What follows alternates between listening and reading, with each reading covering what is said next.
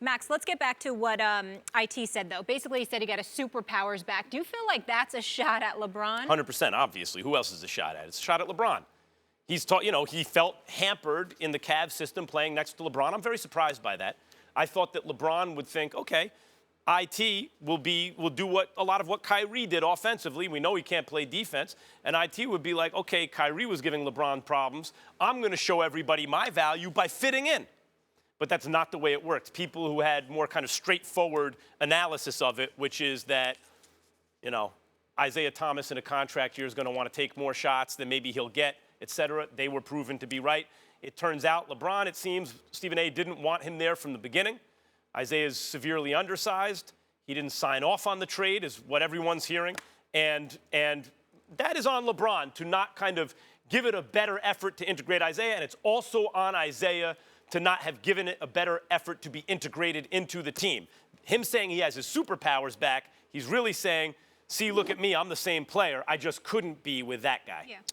I took it as a shot at LeBron, Tyronn Lue, and the Cleveland Cavaliers organization because of how he exited the franchise. When he exited the franchise, he wasn't just some miniature dude who did not fit in. Suddenly, you were hearing stuff about how he was a malcontent, how he was complaining about the coaching, how he was complaining about shot selection, how he was complaining about ball movement, lack of touches, and all of these different things. Now, he looked good against the Lakers the other night. I'm here to tell you that right now. And by the way, his agent, Aaron Goodwin, was, basically wanted to send a message that some tweet that we alluded to last week, it was never a tweet. What happened was he had spoken to Rachel Nichols and essentially told Rachel Nichols where he stood on the matter because obviously he had a conversation with the Lakers, but he had never tweeted out. I called it a tweet. Right. I apologize for calling it a tweet. That's what he wanted to say. I didn't know. Aaron Goodwin, it was a text. That's both. Correct? Was it a text or was it verbal and then text? I think it was verbal to Rachel Nichols. Someone else tweeted it. And somebody else tweeted that. That's how it went, but it doesn't matter. I just wanted to. Nevertheless, he said it. Well, we both was talking about it, but he had a conversation with the Lakers,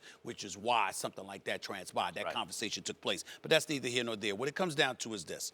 Isaiah Thomas looked good with the Los Angeles Lakers. He fit right in because he's going to have the ball in his hands, and they want him to be aggressive, and they want him to get a certain number of shots. So those are the kind of things that come into play. When you look at the ball movement and all of those things that they were talking about as it pertained to him, the fact that he's looking for a new contract, looking to get paid, knowing that the situation wasn't ideal for him. And then on top of it all, you turn around, and as he's walking out the door, you're talking about him in a fashion that's going to cost him money.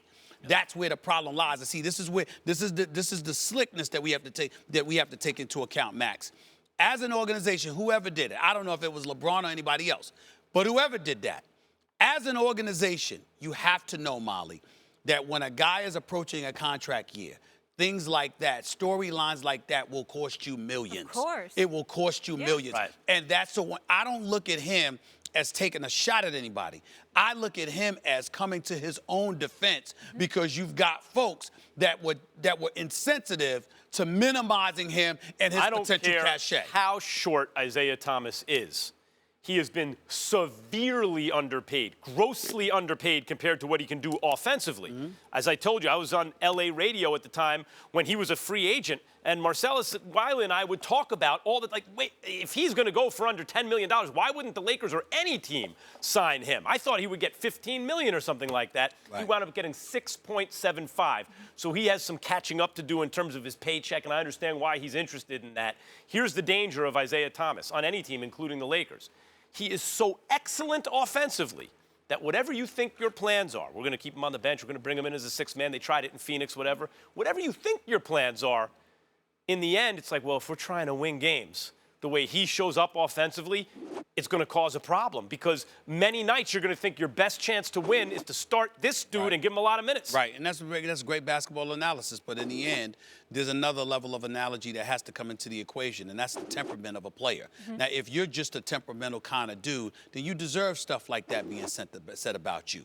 But if you have been victimized because you've been placed in an unwanted situation, and you find your best way to deal with it, and then they still find a way to move you, but are talking about you as you walk out the door, knowing it could potentially cost you millions of dollars, then that is a different problem. By the way, I think it was a text that Goodwin said. I'm not sure, but I think it was a text, but it's neither here nor there. That's the issue. Yeah, his reputation took a huge hit, especially after what he did with the Celtics and still playing after his sister and all those things on and off the court. They're not just looking at him right now. Here's all you need to know. They're not just looking at Isaiah Thomas now as a basketball player.